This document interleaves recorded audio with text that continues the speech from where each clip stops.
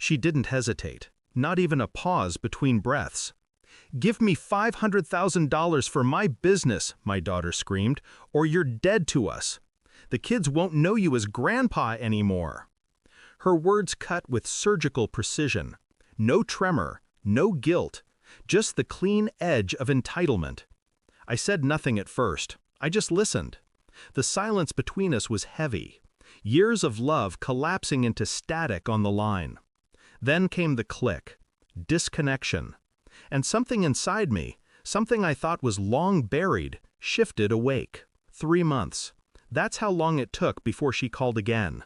Her voice trembled now. Desperation had replaced arrogance. "Dad, please, we need you." I didn't answer.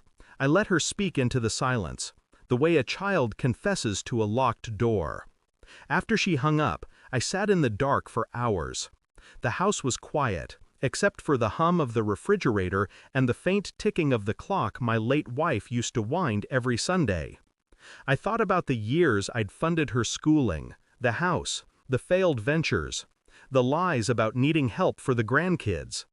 Love had become a ledger, and I was the debtor. It wasn't the money that broke me.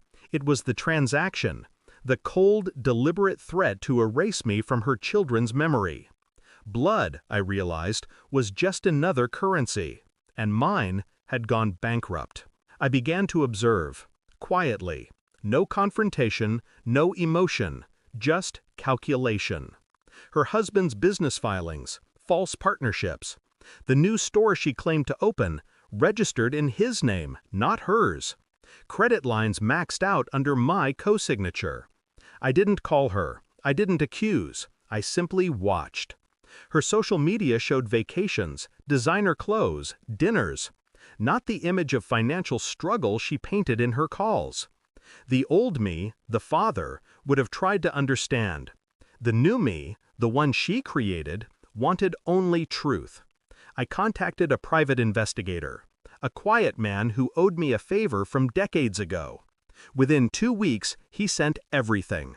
Bank records, emails, a transcript of messages between her and her husband.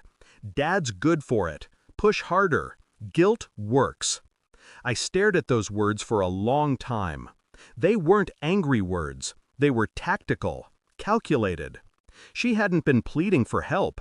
She'd been negotiating a heist, with her father as the mark. The truth came to me not as a shock, but as a cold settling in my bones. I wasn't her father anymore. I was her strategy. She called again that week, voice trembling with rehearsed sorrow. "Dad, I made mistakes. We just need one more chance." I listened. Let her think she still had the stage. Then, quietly, "Come over. Let's talk in person." When she arrived, the table was set. 2 cups of coffee. A folder between us. She looked older. Stress had crept into her face.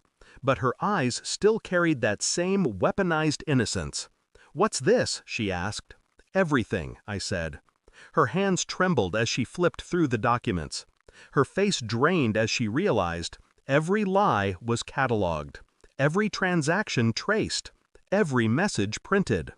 When she looked up, her mouth opened, but no words came. I said nothing. I didn't need to. Silence is the purest form of power. I slid one more page across the table. A notarized statement. "I transferred $50,000 into a trust for the kids," I said. "It releases when they turn 18, directly to them. You have no access." Her jaw tightened. Her voice cracked. "You're cutting me off?" I leaned back, my voice calm. "No, you did that yourself." Tears came, but they weren't for me. They were for what she'd lost. Control. She reached across the table, fingers trembling, searching for the father she once knew. I didn't move. The distance between us was earned. She whispered, "You don't mean this." I looked at her, the same eyes that once called me Daddy, and said, quietly, "I already did." That night, I sat by the window and watched the city lights flicker. I thought of her as a child, mud on her shoes, hair tangled, running into my arms after falling from her bike. She used to believe I could fix anything. But I can't fix what's chosen to break itself. Family isn't blood, it's choice. And she chose the transaction over the bond. The next morning, I blocked her number. No final words, no anger, just silence. I walked to the porch, coffee in hand, as the sun rose behind the hills. The world was quiet, clean. People talk about forgiveness as if it's healing. They never mention that sometimes healing means forgetting. I took one last breath of the morning air and whispered, mostly to myself, "You wanted me dead to you, so I am." And I never looked back. Thanks for watching. Don't forget to like, share, and comment. Subscribe now to Cheating Stories Insight World for more amazing stories.